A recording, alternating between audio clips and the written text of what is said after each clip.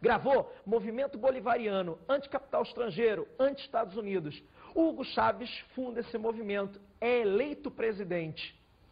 Você sabe como é que ele foi eleito? Você sabe qual era a grande meta da campanha dele? Era o populismo baseado na diminuição da dependência do petróleo. Ele prometia o fim da dependência do petróleo, ou seja, a diversificação da economia venezuelana. Além disso, o senhor Hugo Chávez pretendia acabar com a corrupção, já que a Venezuela, segundo indicadores econômicos e sociais, tem o maior índice de corrupção da América do Sul. Você sabia? Mais do que aqui no Brasil. Coisa triste, né? Essa história de corrupção. A Venezuela tem o maior índice da América do Sul. Ou seja, Hugo Chávez é eleito com grande apoio popular, mas teve problemas. Hugo Chávez, ele não consegue fazer as reformas necessárias. E no ano de 2000, ele fecha o Congresso. Como assim? Fechou o Congresso? Alegando que o Congresso estaria prejudicando, impedindo essas reformas tão necessárias para modernizar a economia venezuelana.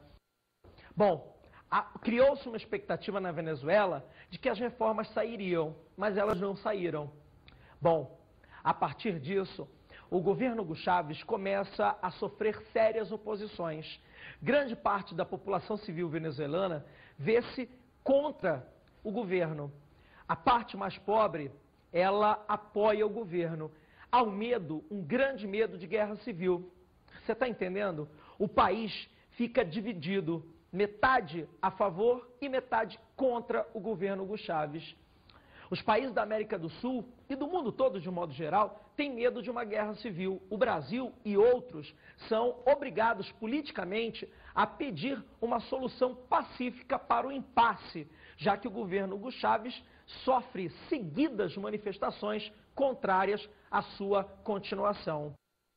Bom, Venezuela é um tema interessante e a situação ainda permanece instável. Mantenha-se atualizado, ok? Atenção, outro caso específico da América do Sul que não pode passar despercebido é o caso da Colômbia. Bom, para falar sobre Colômbia, vamos dar uma olhadinha num imigrante colombiano que está vivendo no Brasil. Vamos ver o que ele acha do país de onde ele veio. Vem comigo. Como você analisa o seu país de origem no contexto da América do Sul? Bom, o meu país, como qualquer outro país, está em processo de evolução. É um país andino, né? Um pouco diferente a estação climática do meu país, né? A do Brasil. Só que no nível internacional é um país que, como qualquer outro país do terceiro mundo, está em processo de evolução. Quais são os pontos positivos e negativos que você vê no seu país? Os pontos positivos seria como posso falar, as culturas, culturas que nossos ancestros deixaram para nós, uma coisa que é de bom, que tem que ser preservada e também como um patrimônio da humanidade tem que ser bastante apreciada. E como você vê sua vida de imigrante aqui no Brasil? A minha vida de imigrante aqui no Brasil é maravilhoso, é um país feito e construído por colonos, né? E como cada pedra, cada rua foi construído à base e sofrimento dos imigrantes desse país, então como todo imigrante também me sinto em casa, me sinto mais um cidadão do Brasil. Gostou? Bom, o caso da Colômbia é extremamente importante na lógica sul-americana. Bom, a Colômbia vai conseguir sua independência por volta de 1830, em relação à Espanha. Lembra da história do Simão Bolívar? Bom, a economia colombiana, ao contrário da Venezuela, estava ligada à economia cafeeira. O café foi o grande produto colonial colombiano. É só olhar para a população. Até na seleção de futebol se reflete isso. Boa parte dos colombianos tem pele negra. Você sabia por quê? O porquê é que grande parte da população colombiana é originária de escravos negros trazidos da África e que foram introduzidos na Colômbia para a plantação de café como escravos. Percebeu? Bom, essa economia escravocrata cafeeira vai perdurar, vai durar durante todo o século XIX e boa parte do século XX. Bom, essa economia criou uma grande defasagem de renda, uma grande margem da população excluída, pobre, principalmente essa população negra ou população mestiça, e os brancos descendentes espanhóis sendo os grandes controladores da economia colombiana ligada ao café. Grandes proprietários de terra, normalmente relacionados a brancos, originários da Espanha. Bom, essa defasagem, esse desnível, essa exclusão da população mais pobre faz com que na Colômbia, no século XX, apareçam movimentos importantes de esquerda. Presta atenção, olha para mim, esses movimentos de esquerda vão ser um dos principais focos de luta contra a exclusão social na América do Sul. Como exemplos desses movimentos, a gente pode citar as Farc. Você sabe o que são as Farc? As Farc são as Forças Armadas Revolucionárias Colombianas. Forças Armadas Revolucionárias são um movimento que luta contra a exclusão social e até defendia ideias socialistas. Bom, esse é um grupo paramilitar. Grupo paramilitar? O que é isso? Grupo paramilitar é um grupo armado, mas que não é oficial. Não faz parte das forças oficiais do governo. Bom, as Farc e outros movimentos de esquerda se estruturam na Colômbia. Guarda isso aí, hein? Não vai esquecer não, tá? Bom, nos anos 50, devido à queda no preço internacional do café, o preço do café cai, a economia colombiana tem que rever suas estruturas. É nessa hora, anos 50, anos 60, que começa a crescer um dos maiores problemas até hoje dentro da Colômbia, que é o aumento da área plantada com coca. A coca, ela é tradicionalmente um produto da Colômbia, aliás, de toda a região andina.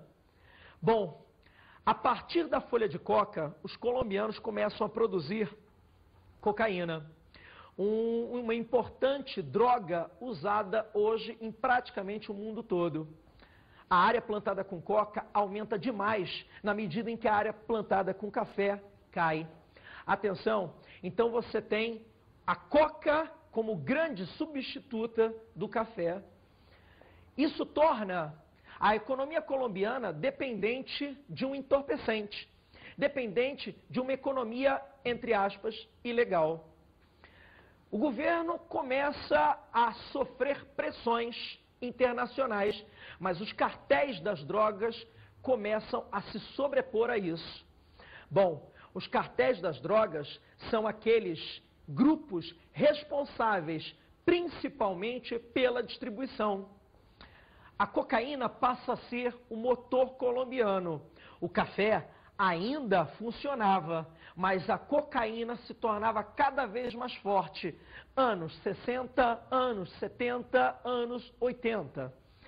A economia colombiana nos anos 80, a gente pode colocar assim, ficou extremamente dependente da cocaína e dos cartéis que pegavam essa cocaína produzida pelos mais pobres. Você pode ter certeza que o cara que está plantando folha de coca não é o cara que ganha mais dinheiro, mas sim o distribuidor, o dono do cartel, ou o participante desse cartel.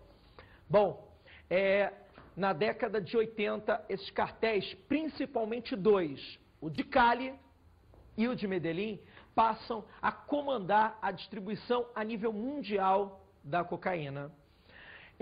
Eles começam a corromper juízes, políticos, delegados, começam a sequestrar, a assassinar pessoas que interferiam nos negócios e, pior, começam a contaminar a população. A população começa a ter nos narcotraficantes o amparo que não tem por parte do Estado.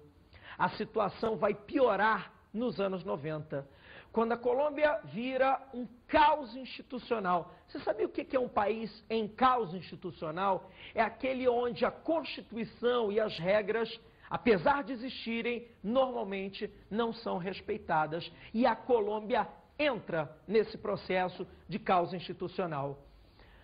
Os cartéis cada vez mais poderosos e o que é pior, agora, nos anos 90, os cartéis em conjunto com aqueles grupos de esquerda paramilitares. É isso aí. Grupos paramilitares junto com cartéis. Os movimentos de esquerda deixam de ter esse cunho ideológico. Pelo menos esse cunho ideológico fica em segundo plano. E há uma associação de grupos paramilitares que almejam poder com o financiamento do narcotráfico. Atenção, essa é a realidade da Colômbia dos anos 90 para cá. Uma das provas disso é um senhor chamado Fernandinho Beiramar. Você deve ter ouvido falar dele. O maior traficante de drogas do Brasil. Ele foi preso na Colômbia pela Polícia Federal colombiana e pela Polícia Federal brasileira. Você sabe onde é que estava o Fernandinho Beiramar? Dentro de um acampamento da Farc. Dentro do acampamento de um grupo de esquerda, mostrando que há sim uma associação entre grupos de narcotraficantes e, atenção, grupos paramilitares. No ano 2000, surge o Plano Colômbia, uma tentativa idealizada pelo governo americano para resolver o problema dentro da Colômbia. Governo americano, Estados Unidos, o governo americano comandado por Bill Clinton é o principal consumidor da droga, ou seja, o principal mercado consumidor é a população dos Estados Unidos. O Plano Colômbia, ele prega alguns objetivos. O primeiro, emprestar dinheiro para o governo colombiano, para que o governo colombiano possa diminuir a área plantada com coca. O segundo objetivo do Plano Colômbia era o combate aos narcotraficantes e grupos paramilitares. O combate direto, ou seja, a política de não negociar.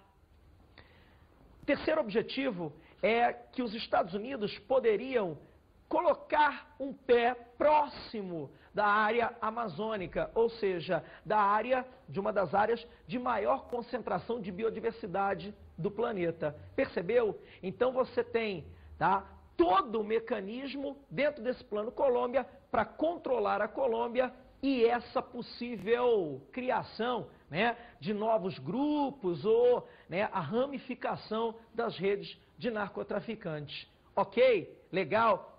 Só para terminar, os Estados Unidos ainda treinaram o exército colombiano na tentativa de combate a esses grupos paramilitares e aos narcotraficantes. Fica ligado, porque sempre aparece no noticiário alguma coisa relacionada à Colômbia. Legal? Vamos agora a outros países andinos. O primeiro deles é o Chile. O Chile, nos últimos 15 anos, tem apresentado as maiores taxas de crescimento industrial da América do Sul. Alguns chamam até ele de tigre sul-americano. Bom, eu não sei se essa expressão pode ser considerada, mas o que pode ser verdadeiramente considerado é que o Chile realmente tem apresentado um grande crescimento nos últimos 15 anos. Consequências da abertura neoliberal e de políticas do Estado para abrir o mercado. Legal?